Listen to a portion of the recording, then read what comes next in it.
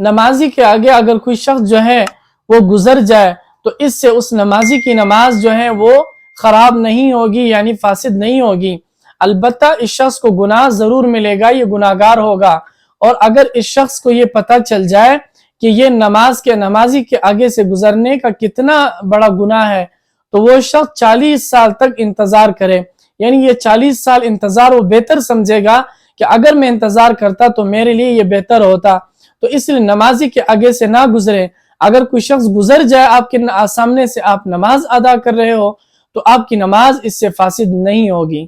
مساجد جو ہیں وہ دو طرح کی ہوتی ہیں۔ ایک مسجد وہ ہے جو چھوٹا مسجد ہے، اور ایک وہ مسجد ہے جو بہت بڑا ہے، یعنی اتنا زیادہ بڑا مسجد ہے کہ اس میں صفیں بھی بہت زیادہ ہیں، اور وہاں بہت سارے لوگ جو ہیں بیک وقت نماز ادا کرتے ہیں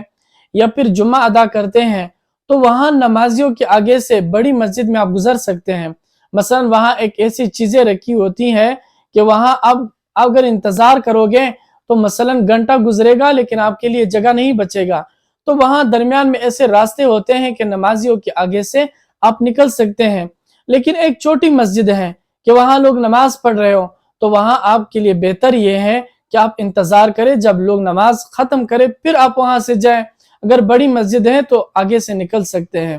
اگر کوئی شخص جو ہے وہ مسجد میں صفوں کے آخر میں جو ہے اکیلا جو ہے وہ کھڑا ہوا،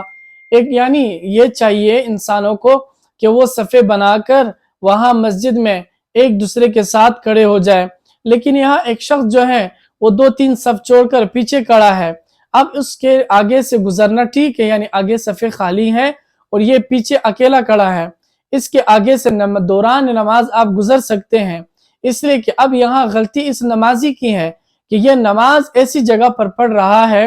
کہ جہاں نماز نہیں پڑھنی چاہیے تھی، صفوں میں شامل ہونا چاہیے، لیکن یہ اکیلا پیچھے کھڑا ہے اور یہ نمازیوں کو تکلیف دینے کے بھی مترادف ہے، تو اس لیے اس کے آگے سے گزر سکتے ہیں، اور غلطی اب یہاں اس میں نمازی کی ہے۔ کوئی شخص نماز پڑھ رہا ہے اور دوران نماز اسے کوئی خوشخبری جو ہے ملی، یعنی کسی نے چلایا یا آواز لگائی خوشخبری کے طور پر کہ مثلا وہ کام ہو گیا، اس نے کہا کہ الحمدللہ، یا کسی نے ایسا آواز اٹھایا کہ مثلا کوئی شخص جو ہے وہ غم میں ہے اور غم میں مبتلا ہے، اور اسی طرح کوئی غم کی خبر ملی، اس نے وہ آواز بلند کیا، تو نمازی نے اس پر الحمدللہ کہا خوشی پر، یا غم پر انا للہ کہا، تو ان دونوں صورتوں میں اس کی نماز جو ہے وہ ٹوٹ جائے گی۔ اگر کوئی شخص جو ہے وہ گرا، ایک شخص نماز پڑھ رہا ہے اور دوسرا شخص جو ہے وہ گرا، اس نے بسم اللہ کہا،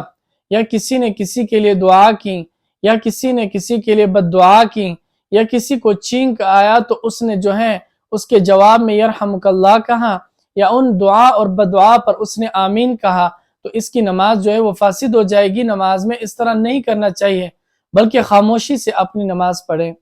نماز کے اندر نماز پڑھتے وقت جو ہے نماز سے پہلے یا نماز کے اندر اللہ اکبر جو پڑھتے ہیں، یعنی اس تکبیر کو اس طرح پڑھنا کہ شروع میں اللہ اکبر یا اکبر، اس طرح با کو لمبا کرنا، یا را کو، یا اسی طرح کسی بھی چیز کو جو ہے کاف ہو، الف ہو یا با ہو، ان میں کسی کو مد